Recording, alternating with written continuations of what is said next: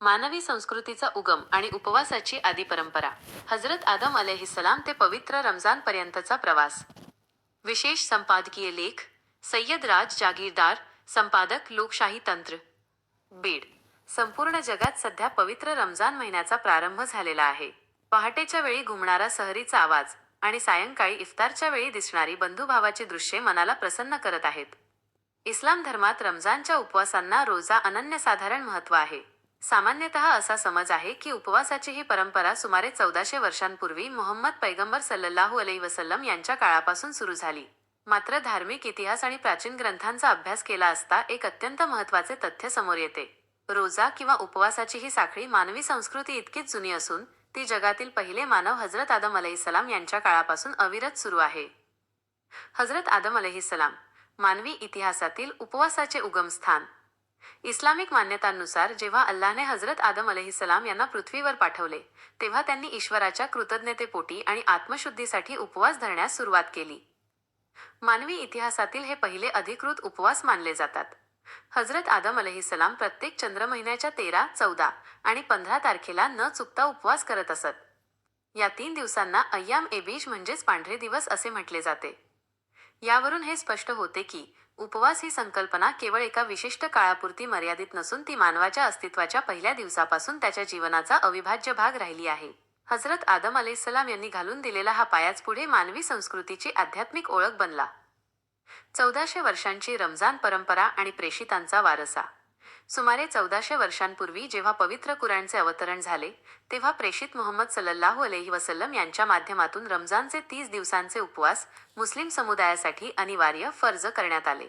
परंतु प्रेषित मुहम्मद सल्लल्लाहु अलैहि वसल्लम यांनी हजरत आदम अलैहिस्सलाम यांच्या काळापासून चालत आलेल्या त्या 3 दिवसांच्या 13, 14, 15 तारीख उपवासांचे महत्त्व कधीही कमी होऊ दिले नाही. प्रेषितांनी आपल्या अनुयायांना शिकवले की प्रत्येक महिन्याचे हे 3 उपवास करणे म्हणजे जणू संपूर्ण वर्षभर उपवास करण्याइतके पुण्य मिळवणे होय. म्हणजेच रमजानने उपवासाच्या परंपरेला एक शिस्तबद्ध, व्यापक आणि अनिवार्य स्वरूप दिले.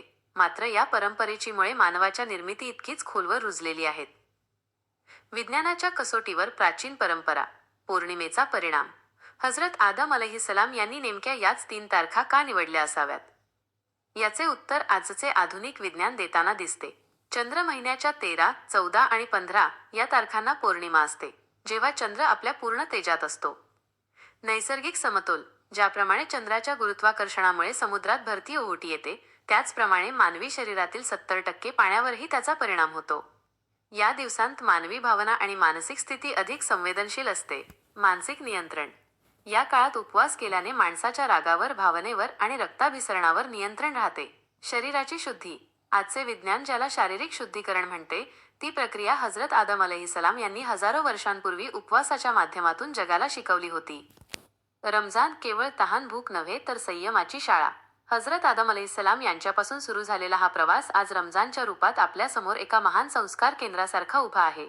उपवास म्हणजे केवळ अन्न-पाण्याचा त्याग नव्हे तर तो एक सर्वांगीण सराव आहे. 1.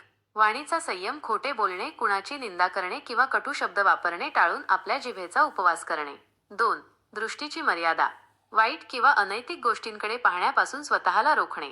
3. मानवता आणि करुणा. स्वतः दिवसभर भुकेले राहिल्याने समाजातील गरीब आणि वंचितांच्या भुकेची जाणीव होणे.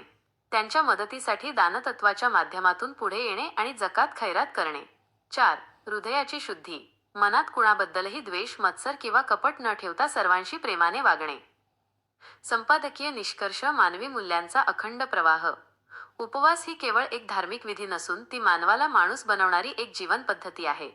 हजरत आदम अलैहिस्सलाम यांच्यापासून सुरू झालेला हा आदिप्रवास आपल्याला हेच सांगतो की काळ बदलला, युग बदलली, पण मानवाच्या आध्यात्मिक शांतीची गरज तीच राहिली आहे. आज पवित्र रमजानच्या निमित्ताने लोकशाही तंत्रच्या माध्यमातून आम्ही हीच जनजागृती करू इच्छितो की परंपरांमागील असा सखोल इतिहास आणि वैज्ञानिक अर्थ समजून घेतल्यास समाजात खऱ्या अर्थाने बंधुभाव, प्रेम आणि शांतता प्रस्थापित होईल.